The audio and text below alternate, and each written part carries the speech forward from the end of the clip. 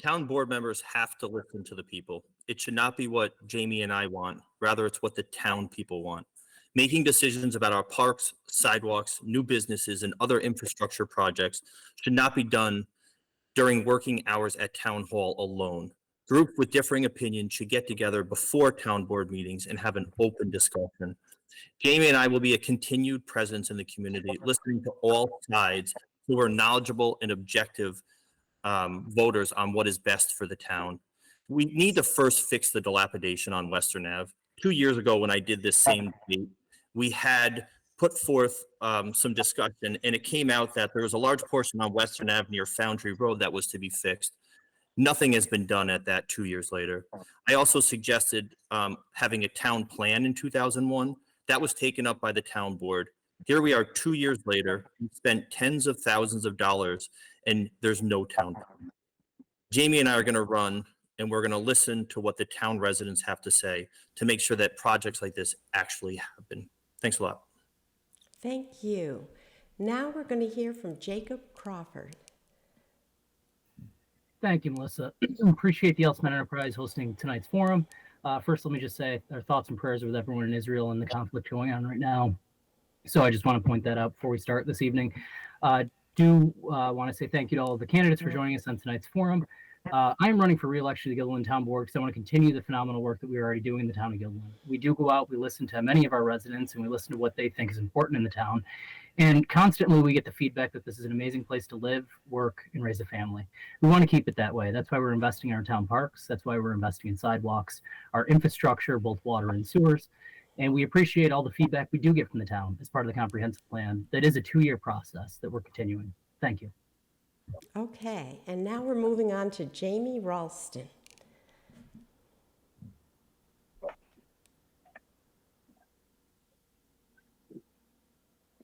Good evening, and thank you to the Altamont Enterprise for this opportunity. My name is Jaime Ralston, and I'm running for Guilderland Town Board with Brian Sheridan so that I can make a difference in the town that I grew up in. I came back to live here after graduating from Syracuse University with my husband, whom I've been with for 23 years. We have 4 kids, 2 boys, 2 girls. Our oldest is 13 and the youngest is 6.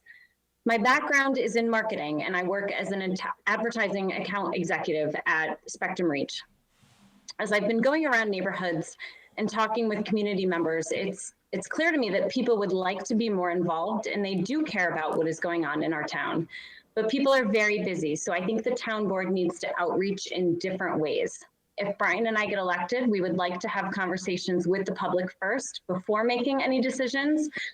Community members need to be asked before they're being told. Thank you. Great. And last but certainly not least, we have Gustavo Santos.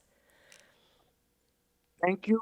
Good evening to everybody here in Guilderland. It's a pleasure to be here with all the candidates, but especially with my running mate, Jake Crawford.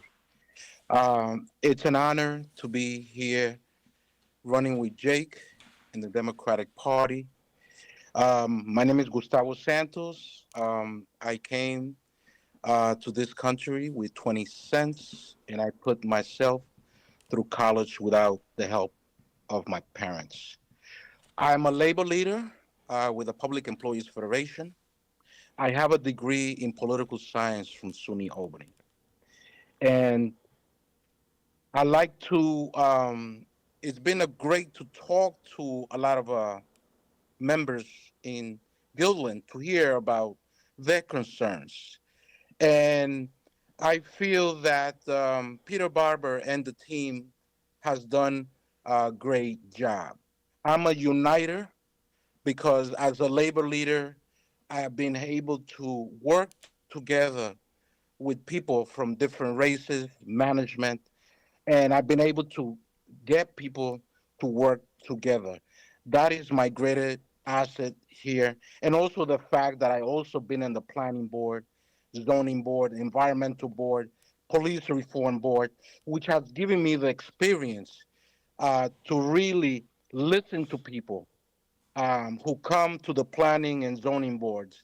So it's great to be here this evening, and I am looking forward to this debate, and I'm very happy to live in Guilderland, because Guilderland, like Jake has mentioned, a lot of people that I knock on the door have mentioned great things about the town of Guilderland. They love living here, and I certainly want to continue to give the best we can to the town of Guilderland. Thank you very much. Thank you.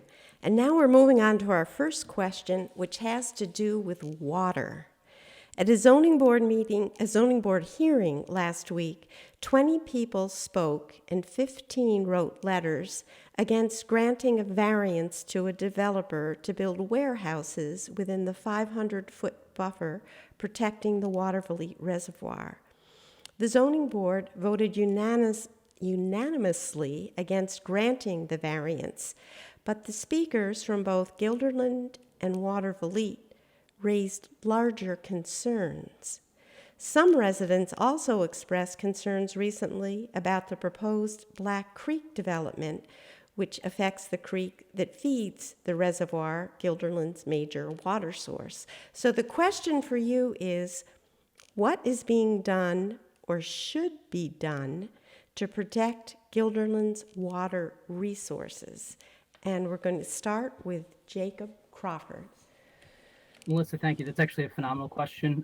It's one of the points I brought up mostly when speaking with residents. I think water should be the biggest concern on all Guilderland residents' mind going forward. What many people don't know is that we actually don't have a lot of our own water here in Guilderland. We purchase water from the city of Watervliet, we purchase water from the city of Albany, and from the town of Rotterdam. We're spending over $1 million a year to have those interconnects and clean up the water from the Watervliet Reservoir. What I am working on with Supervisor Barber, as well as other town board members, are trying to get our wells up and running. So we have water wells that we would like to get a federal grant for, to get green filters, get the water cleaned up so that we have more efficient, cleaner water available for all of our residents. It was extremely concerning that there was a proposal to build a construction warehouse. To be clear, though, that was denied by the town of Guilderland. The construction warehouse developer appealed that, and then the zoning board of appeals denied that completely unanimously, as Melissa said. So at no point was Guilderland interested in putting the water of either Watervliet or the residents of Guilderland ever at risk. So I want to just clarify that point for those that may have been following the topic last week. I did show up at the zoning board meeting. The residents spoke passionately about protecting our water, and I think it's something we should all be focused on going forward. Okay, Jamie, you're next.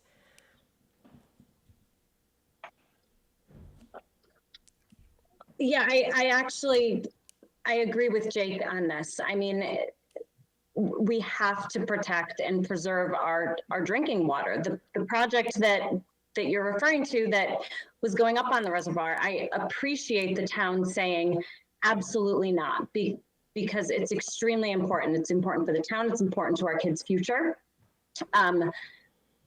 You know, I need to research more about this topic, but I do remember a friend of mine moving into Altamont, and one of the big issues that she had was they didn't have water accessible into her home. So there was a lot that needed to happen. Again, I don't remember all the details, but is drinking water available to everybody?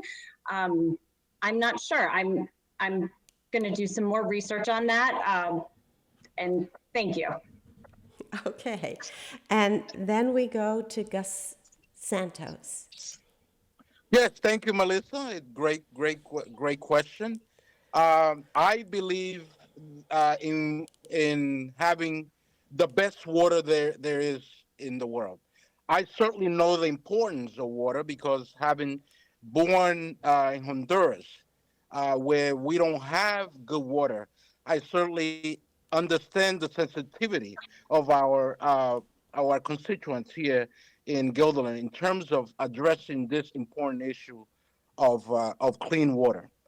And for our families and for everybody in Guilderland, I am glad that that the zoning board made the decision they made. I certainly agree with my running mate Jake on his statement that he made about the importance of having clean water and making sure that we don't have a place like Detroit and other places that have really had serious issues in terms of water and contamination of water.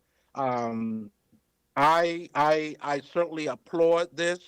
That the water is important to our environment, to our generations, and to who people are going to be uh, um, years from now here in this town. So yes, clean water is of importance to Guilderland, and we should certainly continue to protect our water 24 hours a day, 365 a day, and for the next 100 and 200 years. Thank you. Okay. And last we have Brian Sheridan. So I'm glad you started with a question all four of us agree on. This is great. We can all work together here. It's a no-brainer. I think that that's a very easy decision to make. A few points about that. And Gus, I was glad you brought up Detroit, because believe it or not, I had that written down as well.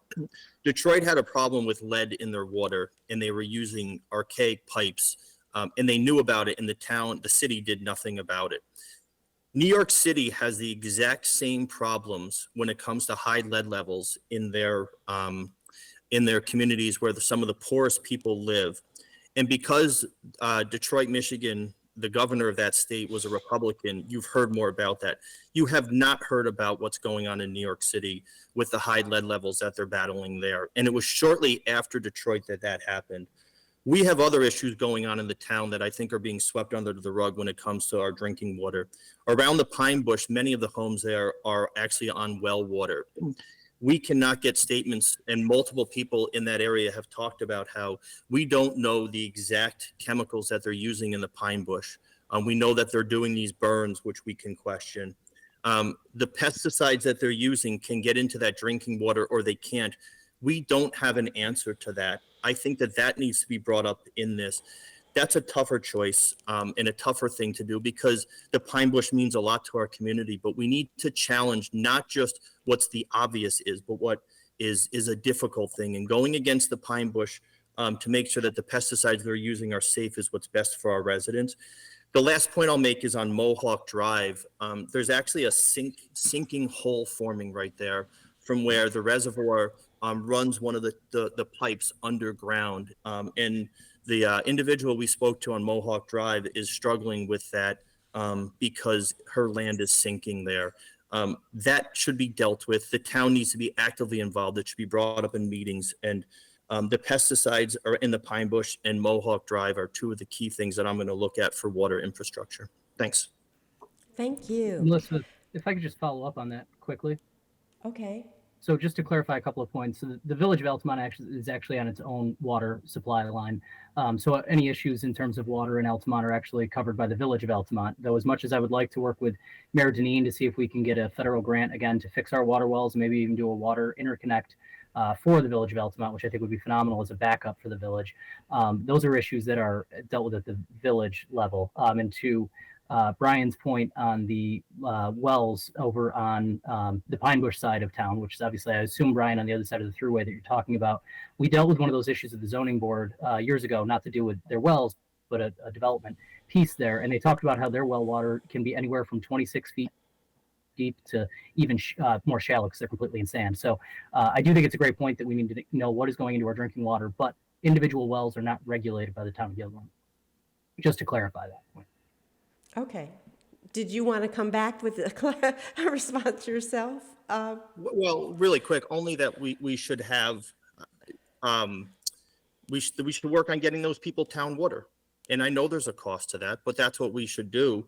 And Mohawk Drive is in the town of Guilderland because the flow of the water through the pipes goes under Guilderland. So we need to look into both of those points. But I do agree, Jake, that the planning is tough, but I think it's our job to work with Altamont, like you said, to work with the state and to work with the Pine Bush Preserve too. Thanks. Okay. So our second question is on housing.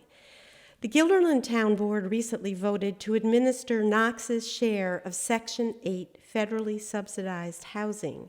Knox, population 3,000, has 12 to 15 slots for income-eligible residents and no waiting list, Guilderland, population 37,000, has 200 families on its waiting list, and it hasn't budged for years. According to the U.S. Census Bureau, Guilderland has a higher poverty rate than Knox, and the director of the Guilderland Food Pantry says the need is growing. In the past year, a young volunteer firefighter said that some of his peers cannot afford to live in Guilderland in the fire districts they serve unless they continue to live with their parents rather than moving out on their own. The Guilderland schools are educating many newcomers to our country. The number of students learning English as a new language has increased more than 200% in the last decade. At the same time, a subcommittee of the group that is updating the town's 2 decades old comprehensive plan is discussing, among other possibilities, accessory dwelling units, which have been pushed by Governor Kathy Hochul. So the question for you is, who should live in Guilderland? People in what age or income brackets? And what would you do to make housing available for those people? So we're starting this time with Jamie.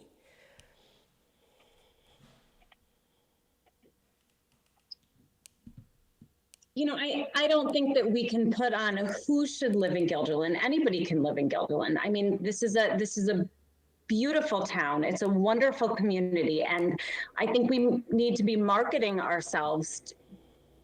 People should come live here. In terms of housing, I feel like we should be focusing on affordable single-family homes at an affordable rate. I know that's hard to say given the state of our economy and the cost of living in our state, but we have to have a vision and start having those conversations now with developers.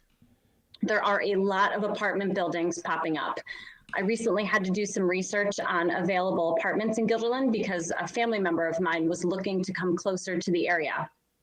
And I think the monthly costs for apartments, especially the bigger ones, is very expensive. I would not call those affordable housing options. In terms of, you know, development and what we can do with getting more people here, more businesses here. Let's repurpose the dilapidated buildings before building on green space. Let's provide incentives to do so that small businesses can come to Guilderland and thrive. Thank you. Thank you. So next, we're going to hear from Gustavo Santos. Yes, thank you. First of all, I came to SUNY Albany, and I was so proud to really come to the university because that was my first interaction with the town of Guilderland, and I fell in love. I know the issue of affordable housing is a very, very important issue, especially now after COVID-19. The situation has really gotten worse because I see that apartment prices have gone up in many places. One thing, and many people, maybe people that might be seniors or younger people, professionals might want to move in to Guilderland. Some people who might also want to downsize.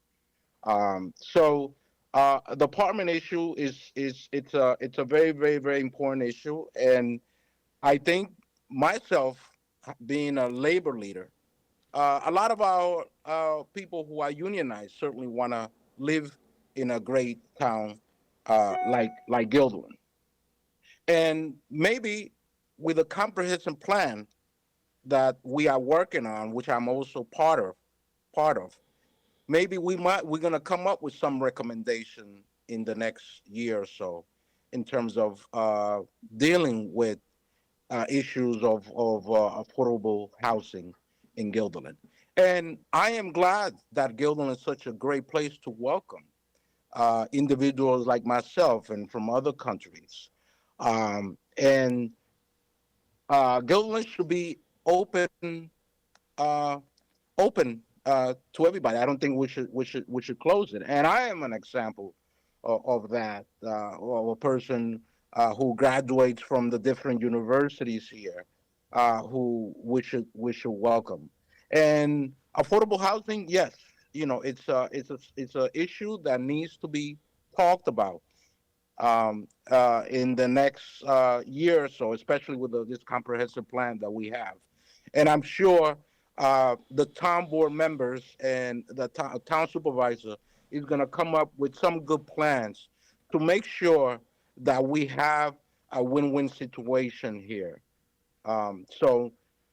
Thank you again for the question. It's a great question because, especially, like I said, after COVID-19, the price of housing in a lot of places has gone up, and we need to have a discussion, and we need to also help some individuals and talk to our developers,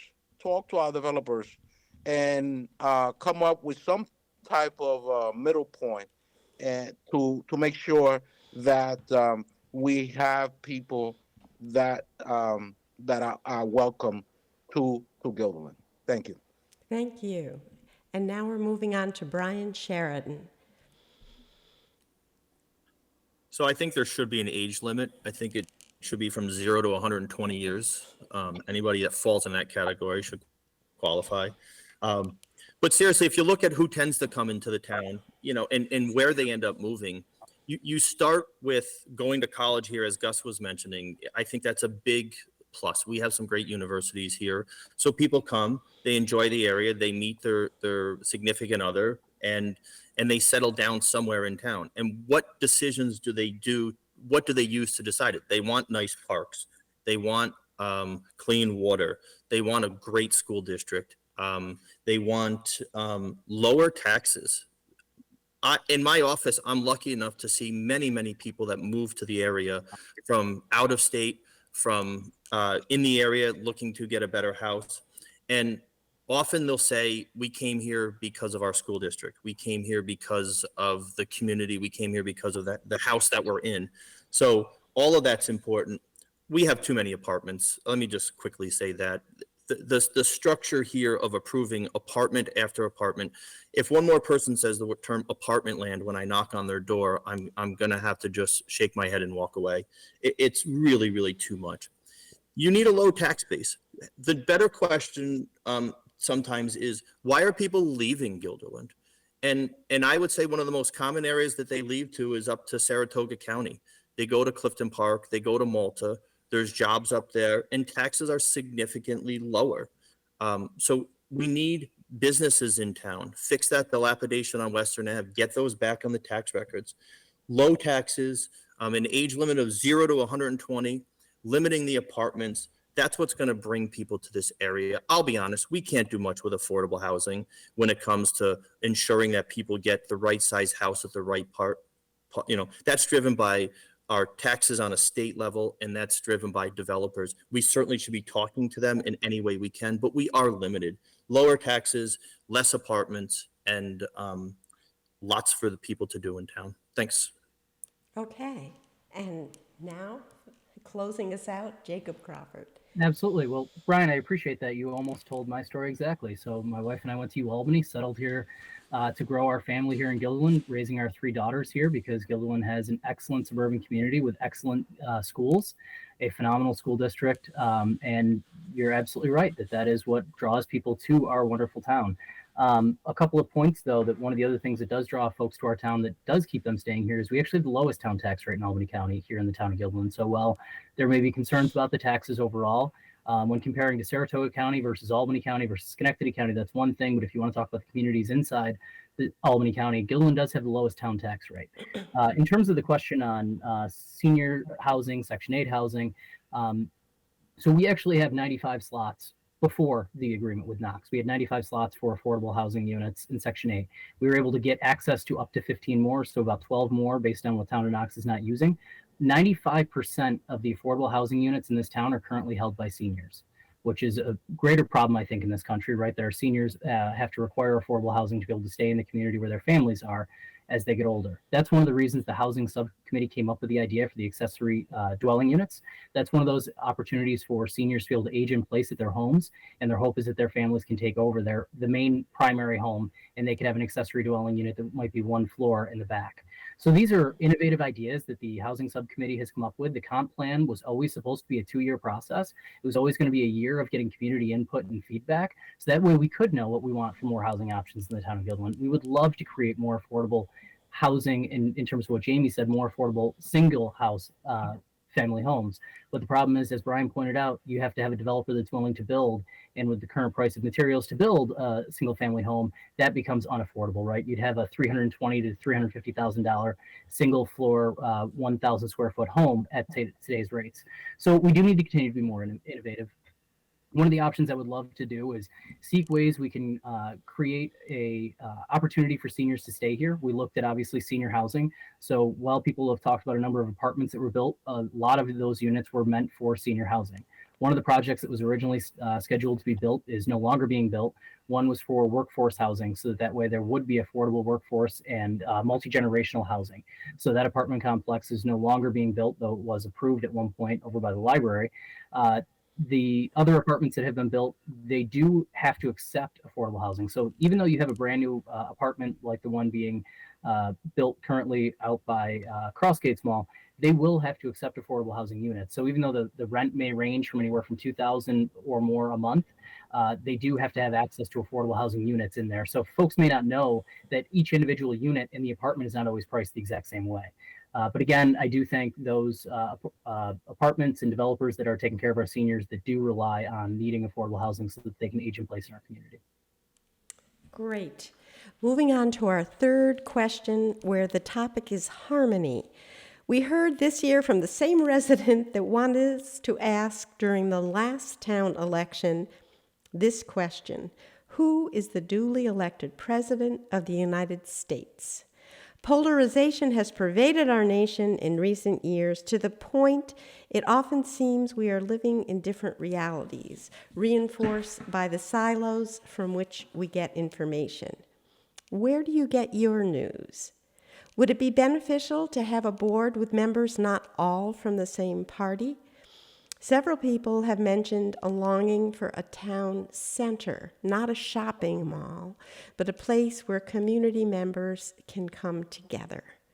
So, addressing any and all of these issues, the question is, in a time of national polarization, what will you do in Guilderland to address divisiveness? And we are starting with Gus.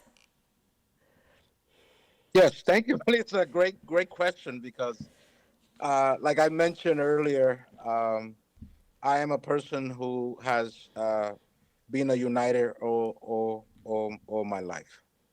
Being a labor activist, I have worked very well with management at my job. And I think we need to have more healthy, productive communication with everybody from different, whether you belong to a different political party or we need to have a discussion, a civilized conversation, and a way to look beyond what's going on nationally, but also to talk about what's good for our town and what's important to our town. I know the political issues in Washington have been a time where some people can't even talk to their family members at home during Thanksgiving or during the holidays because there's no respect for that person's political view. I try to listen to both sides of the equation here because I'm more of a listener than a talker. That's how I was raised, is to listen to individuals, and also individuals that might disagree with you in many respects. I have members of my union that might disagree with me, but I'm like, well, I am the leader here, and they vote for me, and I have to be able to listen to their concerns. So it's important that we are in harmony in this country. We have to be able to talk to each other and respect each other. Respect is very, very, very, very, very important in every culture, but especially myself being Hispanic. It's very, very, very important to know how you speak to your family members, how you speak to your mom, how you speak to your uncle. So we need to come back again to a time where we were able to talk about our differences during Thanksgiving, during our joyful time. We have to come back and sit down and iron our differences and be together, because I think we have come to a point in this nation where if you don't listen to me, I don't want to talk to you. I am not that type of person. And Jake is not that type of person. So I am here, and that's what I've been doing actually the last few months or so, is to listen to people who are knocked on the door. Even if I have to spend 45 minutes talking to that person, I am there to listen to their concern because they want to be heard. And I think that's our job as candidates for town board, is to listen to the difference in our neighborhoods. Thank you. Very good. So, Brian Sheridan, you're up next. My statement 2 years ago was, yes, Joe Biden is the president of the United States. So I'll continue that 2 years later after everything we've been through. And it's that type of talk, which I bet I could, I would love to, and I know you wouldn't, but you wouldn't share, but I bet I could come within 3 people. If I had 3 guesses of who made that statement, I could probably figure that out. But the idea that your next point was about the same party with 5 people on town board who are all in the same party. I don't think there's an openness to the other side of just about any argument that there is a Republican versus Democratic divide. I really don't see how that's possible, because when it comes to working together, Democrats work together and Republicans work together and conservative party individuals work together and working families party people work together. That's how it is. And Democrats may work with with working families party, and Republicans may work with conservatives, but that's how it is. I went down to Westmere Terrace and spoke to an individual who came out and said, "I'm voting for you, and I'm a proud union supporting Democrat who likes to hear both sides of it, but I like what you have to say." And he showed me the berm that they set up between the apartments in Westmere Terrace. And if you saw it, he felt like the town was listening to him when they were asking for the berm to be put in. And then when they put the berm in, they finished, and he said, "It's not done yet." He took me to his backyard, and in the backyard, you can see over to the apartment complexes. Nobody listened to his complaints, and he's on your side. And now when he sits in the back by his pool, he can see those apartment complexes. The whole purpose of the berm was to not be able to see the apartment complexes. He didn't say this to me. I shouldn't put words in his mouth. He probably didn't want the apartment complex there, but it's there, and no one's listened to him about putting that berm in. The other side will listen because we have to listen. There's going to be 2 of us versus 3 Democrats. So that would be one point. Jamie and I can certainly listen to both sides of it. I think what's going on with Israel and the Hamas terrorists needs to be, discussed here, because problems will arise over that, and this is a big concern. We need to come together and say, let's end this as quickly as we can, as peacefully as we can, but not giving up on what is important with our values. So ultimately, and then one last point, Melissa, is yes, we need a town center. The town plan, which has been in place been working on for 2 years. We should have an answer to that. There should be a town center, absolutely. Okay. Jacob Crawford, you're up. Okay, so a couple of points. The town comprehensive plan has not been going on for 2 years. It's been going on for 1 year. It's a 2-year process. We're a year into the 2-year process that was announced from the start of the process that it would be 2 years. We're only 1 year in. And it is an update because we've done it twice over the last 20 years to update the comprehensive plan. I'm doing my best to try to work with the Chamber of Commerce on trying to find what we can make into a town center. It's a phenomenal question. It comes up every couple of years as to what we can do. The biggest issue we have in Guilderland is obviously that the town is centered around Route 20, right? We have Route 20, Route 155, Route 158 that all cut through the town in different sections. So there is not one singular location that would be a perfect town park or town center that is not privately owned. But I think we can work with our local business owners to create that sense of community. And I think we can find a place to work with our small business owners to create what seems like a town square, a town center outside of the town purchasing private property to try to make it into a town center.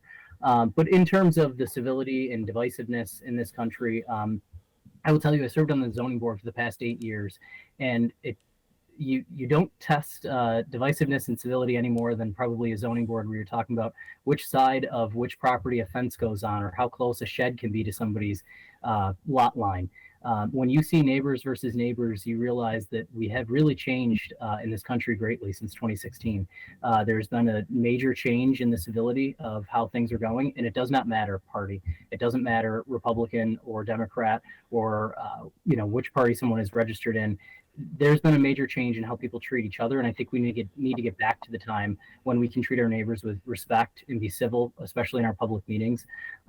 I would 100% agree. Joe Biden was our duly elected president in 2020. There is no doubt about it. I think that elections are run extremely well in this country. I think elections are run extremely well in New York State. Even though there are folks out there attempting to put up signs that say there were more votes cast than there were voters in the state of New York, but the data is simply plain and simple that is incorrect. The Enterprise wrote a wonderful article on how that's incorrect, but it's items like that that create a divisiveness in this country. They create a false narrative that push people in a direction to believe things that aren't necessarily true. Rather than relying on facts and data, we like to rely on a media narrative that pushes something forward, which is disappointing. That's what's driving a larger wedge in between us. I think, it was stated by my opponent that parties generally seem to work together. I think that's completely false. We've worked well together in the town of Guilderland when there's Republicans and Democrats on the town board. We've worked well together when there's all Democrats on the town board. And the biggest piece is listening. Just as Gustavo Santos said, it's our job as town board members to listen to what's going on in the community. It's our job on the town board to listen to what's going on, no matter what your political party is. I've never once asked a resident what their political party was before helping with a constituent issue. In terms of Westmere Terrace, I happened to be there the day after Brian knocked on the door in Westmere Terrace because I met that same voter and he told me Brian Sheridan was here yesterday. He also discussed with me the hill and what was going on with it. We talked about that hill with all of the residents.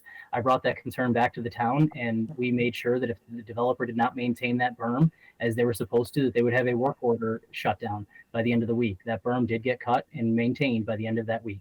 So it is listening to constituents to get the things done that need to get done, and that's what we do. Thank you. Thank you. So Jamie, you're going to close us out on this question. Okay. I think, yes, listening is absolutely important. We need to listen to one another. We need to respect one another.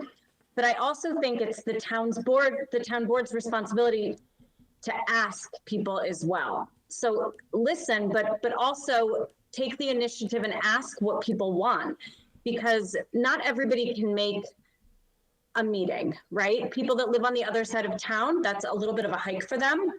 It might not work with their schedule. They may work nights. I think there needs to be more ways for people to give information, to let you know how they're feeling, because, attending a board meeting is not always an option. I think a good example is there was a fall bulletin that recently came out in the mail, and there's a grant and money that is being used for the parks. That's a really big announcement and it's exciting, but I'm really concerned that how that money is going to be spent was already decided on without any outreach. So that wasn't involvement from the community. That wasn't asking people, well, what would you like to see? The community has really great ideas. So I think we need to get everybody involved. That's how they're going to feel like they've made a difference. I live in the neighborhood that surrounds Volunteer Firefighters Memorial Park, and the bulletin announced there's a dog park going in there. Well, where exactly is it going? Is that what the neighbors want? Many people work from home and they're concerned with the noise and traffic and parking. I'm not saying that another dog park in Guilderland is a bad idea at all, but where it goes should be a conversation. I don't know that money being spent on pavilions and entirely new playground structures is the best way to use the grant money either. Each park needs to be looked at separately, and I hope it's not too late, because I think getting everybody involved in making decisions together and reaching out and asking people, what do you want? I think that's crucial so that everybody can feel involved. Thank you. The fourth and final question is a similar theme to the one in the last election, because it's still kind of the talk of the town in Guilderland, planning and development. Just today, as I was preparing these questions, I got calls from two people concerned about development. One had this question for you. What do you think the role of the town board should be in protecting neighborhoods? And you can probably figure out who she is too. She's a frequent letter writer. The other spoke of the nightmare, was her word, the nightmare of increasing traffic where she lives, and was dismayed that the town, she feels, supported bringing in a big store like Costco at the expense of needed smaller businesses. Looking at the bigger picture of creating a sustainable environment for both neighborhood aesthetics and helping with climate change, the town board, since the last election, has adopted a law to encourage residents, as well as in town places, to plant native plants, native species. Most importantly, a committee of residents is currently working with a consultant in updating the town's comprehensive land use plan. So the question, and you can address any of those separate parts, is what should the town board's role be in that update, and what is your vision for the future of Guilderland? So we're starting with Brian Sheridan. I think the town board is instrumental in getting that going. I think we should be hitting every single neighborhood. Just to follow quickly on Jamie's point about getting everyone involved.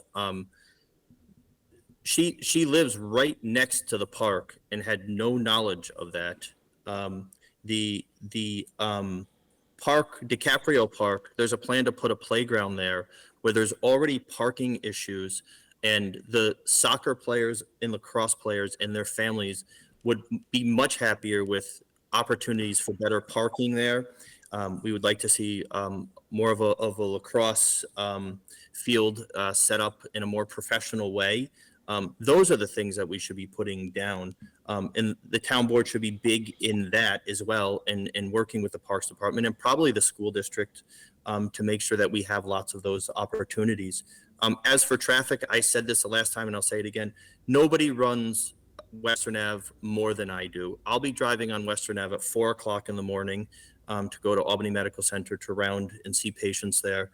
And then I'll be driving home around 5:30 to go from my office on Schoolhouse Road to the other end of town. So I've seen it at its best and I've seen it at its worst. And the traffic is a big concern, especially around Foundry Road and Willow. And nothing is being done about that. There are accident upon accidents there on a regular basis. And I don't know how we're going to fix it. 2 years ago, we were told that the dry cleaners there was a plan to fix that dilapidated structure amongst the other structures next to it. And it was a brownfield site. So that brownfield site, the application was put in and it was supposed to be done. That was 2 years ago. Nothing has happened. That is the most dangerous section in the town of Guilderland. A few years ago, believe it was Senator Amador worked to help fix the 155 and Route 20 intersection, where people can cross safely. The traffic builds up there. I understand that, but the town needs to be involved in that. We need to go to the state, because I understand it's a state route, and we need to fix Foundry Road in Willow. Absolutely need to do that. And as for the environmental piece with the native species of land, let's educate people on that. I'll be honest, when it came to plant biology and plant physiology, I desperately wanted to avoid those subjects. So I need to learn about that if I'm going to do that.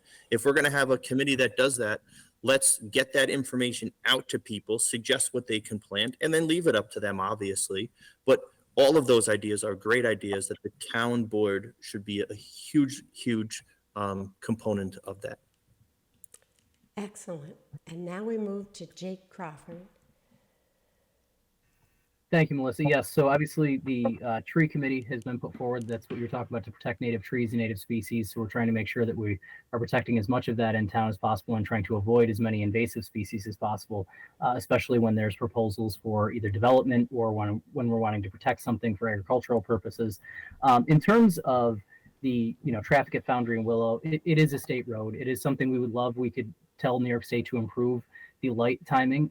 It would be my hope that once we do get that development, at a minimum, that property cleaned up, what will happen typically is the developer will have to pay for the updates to Foundry and Willow. So to answer the question as to what happened with that development, the property owner has been actively seeking, obviously, someone to sell the property to develop. It is privately owned. It is not owned by the town. It is one single parcel that the trust has control of at this point, and multiple proposals have been put forward, but none have come to fruition at this point.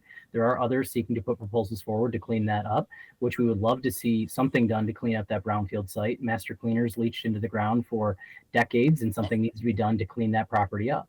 And that is something the town is fighting to get done. But again, it needs to be done by a private developer. It is something that is privately owned and not owned by the town of Guilderland at this point. In terms of the dog park, it may have been missed, but this was discussed at multiple town board meetings. You have the opportunity to either weigh in or at a town board meeting, either by written comment or showing up during public comment. All of our meetings are streamed. They're live on our website. So you can always go back to and look at the meetings that we've had in the past. We did discuss what was going to happen. And I will tell you, we get great feedback about wanting improvements to all of our park systems. So in some of those, part of that grant proposal is actually directly from some of the neighbors in Fort Hunter that have told us exactly what they would like to see done with some of those parks. While I appreciate that soccer and lacrosse have used one of the most beautiful parks in probably all of the Capital District at DiCaprio Park, we do want to provide more amenities. And some of those parents have discussed with the town how they would like more amenities, like a playground at DiCaprio Park. So while I understand that the rec sports boards would prefer to see as much parking as possible for use of those fields when they have it, they are leasing those fields during that time, but these are parks that are available to all Guilderland residents. To get back to your original question, though, Melissa, one of the things I've been pushing forward with my fellow town board members, and one of the things I've put forward after listening to what's going on in the comp plan, I'm going to call for a pause on all apartments in terms of in the town of Guilderland while we're pursuing this comprehensive plan. I think it's time we take a pause on building large-scale apartments in the town, and I think it's something that we need to sit back and reflect on where we want to see the future development in Guilderland. That is the whole purpose of the comp plan, to get people involved, to get people invested in showing what they want in their community. And that is why we're listening. And that's why we're going to spend 2 years listening. So that way we don't get it wrong. And we do have the future put on the correct path for all residents in Guilderland. Thank you, Melissa. Thank you. Jaime Ralston, you're next. Jake, I think that you validated my point pretty well, that yes, people can write in, they can make comments, they can show up to meetings, but the town board could also be reaching out to people on their own, because I actually looked and watched several meetings and looked for anything that talked about what was going to be done with this park money, and I couldn't find it. And that's wonderful that people in the Fort Hunter neighborhood are expressing, things that they'd like to see, but in my neighborhood alone, we're literally surrounding the park. Not any of the houses that I've talked to were asked, what would you like in your backyard? Go to the parks, talk to the kids, talk to the families that go there every single day, see what they want, because that's what's not being done. There's no proactive, at least I don't feel like that. There's no proactive, reaching out to community members. You're expecting them to reach out to you, but people are extremely busy, and it's just hard. I think we could do better. In terms of traffic, I think that was one of the points. Yes, and with Costco, I think that all needs to still be talked about, because those are valid concerns, right? The senior housing apartments going up across the street from Farnsworth. I mean, I have 2 children at Farnsworth. Dropping off and picking up is a mess, and I can't even imagine when those people start to occupy those apartments. That's just going to increase the situation even. I mean, it sounds like a nightmare. I also think that we need to make sure that public safety is completely funded, and we have enough officers on the street, because the town is seeing an uptick on cars being broken into, burglaries, more serious crimes, and automobile accidents, and traffic is included in that as well. I think we need to listen very closely to what the police department is asking and needing, because keeping our community safe is really the most important thing, in my opinion. Thank you. Thank you. And the last goes to Gustavos. Thank you. Thank you, Melissa. First of all, I am looking forward to working with Jake in the next few years or so. I think we have worked on the comprehensive plan, and that comprehensive plan is very, very, very important to our town, because it's certainly going to indicate, where Guilderland is going to go from 5 years to 10 years from now. And I have worked together with some of the people they have addressed the issue of traffic. And part of the town board will be is to deal with this issue of traffic. And one of the things that they have done is, for example, there's a roundabout that has been put out by Crossgate Mall, is to alleviate the traffic that has come out of the Northway there. So, I used to see a lot of accidents there, and that certainly has been a great improvement in terms of avoiding accident and having better flow to Crossgate Mall. So the town board, it really is a legislative body of the town, and our job is really to listen. And like I said, all my life, that's all I've done is to listen. It's very, very, very important to listen to our constituents here in Guilderland. And because we have, some issues that we disagree on, we might disagree on, but we also have a lot of issues that we agree on in Guilderland. So I think that the town board right now is doing a great job in terms of listening to our constituents in Guilderland. And the comprehensive plan that has been put together is really going to be the blueprint and the mandate that's given by our community to see the future of Guilderland the next 5 or 10 years. Thank you. Thank you. So now we're coming up to our 1 hour mark, and each candidate has a 1-minute closing statement. And we're going to start with Jacob Crawford. Thank you, Melissa. I'm asking all the Guilderland residents to re-elect me to the Guilderland Town Board, because I want to continue the work I've done over the past year. I want to continue over the next 4 years our investments in our town parks. We were able to secure over $1 million in grants to improve walking and biking trails, improve our parks with new playgrounds from McCownville all the way out to Fort Hunter, invest in our infrastructure. I want to make more investments in our infrastructure for both water and wastewater and sewer and stormwater. We've done some of these improvements in McCownville. We're going to continue doing these improvements throughout town.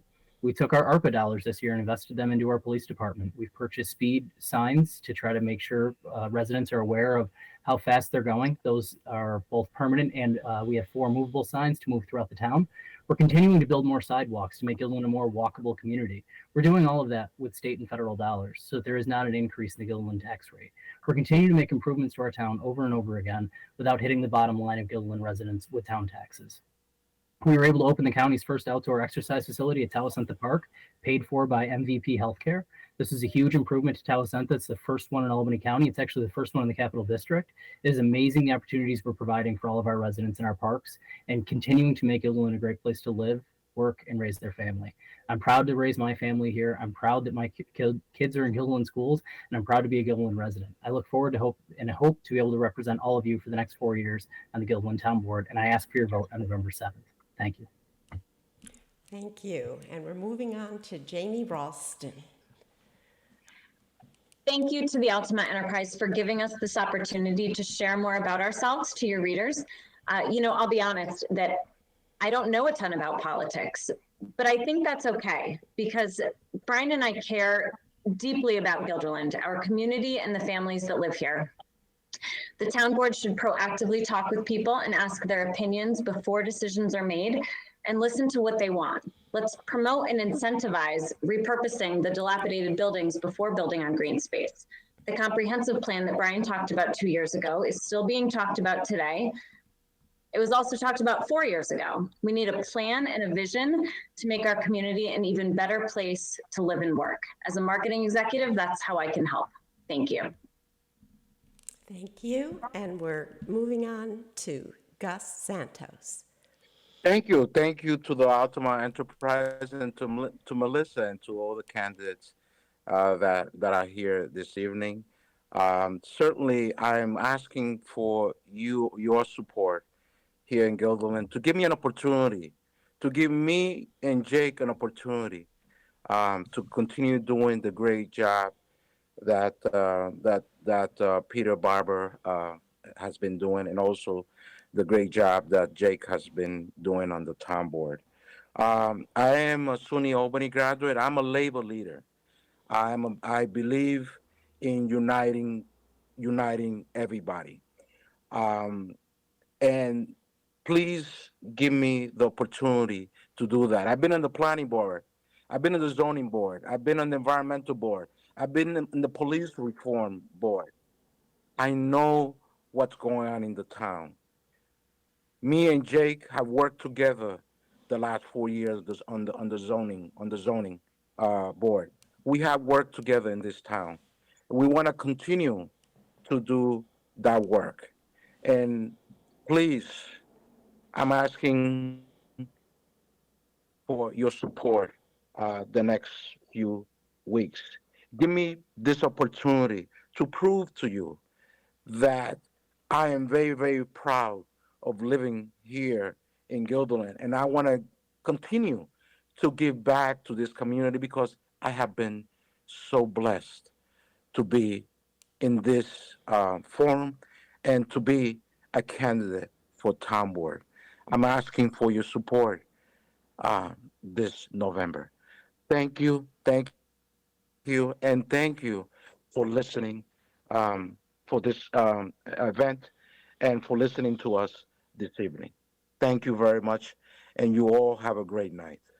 Thank you. And the last word goes to Brian Sheridan. Melissa, thanks a lot. And thanks for putting this together. The Altamont Enterprise is a huge, huge plus for the town of Guilderland and for the village of Altamont. And your work is great always, and your staff does an amazing job. So thank you.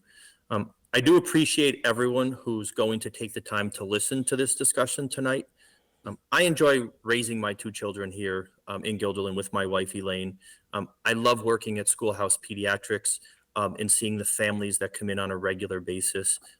Since I started working at Camp Nassau, now Camp Adventure, which the YMCA camp took over, I started there when I was 17 years old. Guilderland has meant a lot to me. I stayed with the YMCA and worked on their executive board for 10 years before moving up to the Capital District YMCA.